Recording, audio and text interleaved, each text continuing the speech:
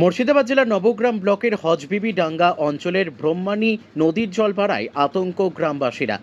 গতকাল রাত্রে বধুরা থেকে জল ছাড়া হয় প্রায় ৩১,০০০ কিউসেকের মতো। সেই জল ব্রহ্মানী নদীর মিল্কি গ্রামে সকাল ৬টার সময় থেকে বাড়তে থাকে।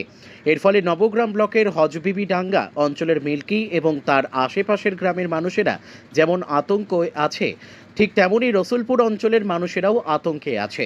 অপরদিকে আতঙ্কে আছে নদীর ওপারের মানুষ। খড়গ্রাম ব্লকের টিঠিডাঙ্গা, যাদবপুর, ভুসকুলের মানুষেরাও আতঙ্কে আছে বলে জানা গেছে।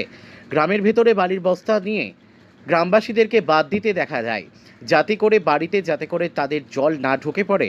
কিন্তু সেই চেষ্টা একসময় এই জলের তলায় চলে যায়, কারণ মিল্কি গ্রামের বাগদিপাড়াতে অনেক বাড়িতেই জল ঢুকে পড়ে। এই দেখে বাড়ির আসবাবপত্রগুলো বাড়ি থেকে বের করে নিয়ে নিরাপদ স্থানে রেখে আসে গ্রামবাসীরা। সেই সঙ্গে গবাদি পশুর খাবারগুলোও এই জলের টানে চলে যায়। একসময় এই গ্রামের কাঁচা বাড়িগুলোও ভেঙে পড়তে থাকে। যদিও এডুকেশন দপ্তরের আধিকারিকদের সেই গ্রামে উপস্থিত হয়ে মজুত করে রাখা বালির বস্তা থেকে গুলোকে নিয়ে বাঁধের গোয়াল পড়ার স্থানগুলিতে লাগাতে থাকে বলে জানা যায়।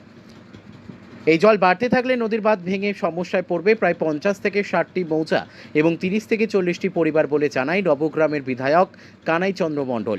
সকাল থেকেই মিল্কিতে উপস্থিত ছিল নবগ্রাম থানার পুলিশ প্রশাসন ও বন্যা পরিদর্শন করে যান নবগ্রাম বিধানসভার বিধায়ক কানাই চন্দ্র মণ্ডল, পঞ্চায়েত সমিতির সভাপতি রূপলাল মণ্ডল, পূর্ত কর্মাধ্যক্ষ হাসিবর রহমান, খড়গ্রাম ব্লকের ভূমি কর্মাধ্যক্ষ আব্দুল কামরুজ্জামান সহ আরও অনেকে।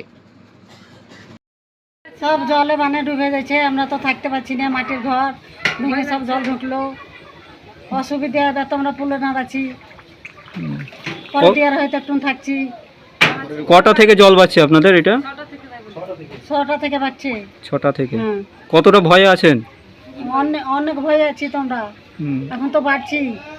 আচ্ছা, জল ঘরে ঢুকেছে আপনাদের? হ্যাঁ, ঘরে ঢুকেছে জল তো ঘরেই ঢুকেছে, কিছু ধোয়া হয়েছে না।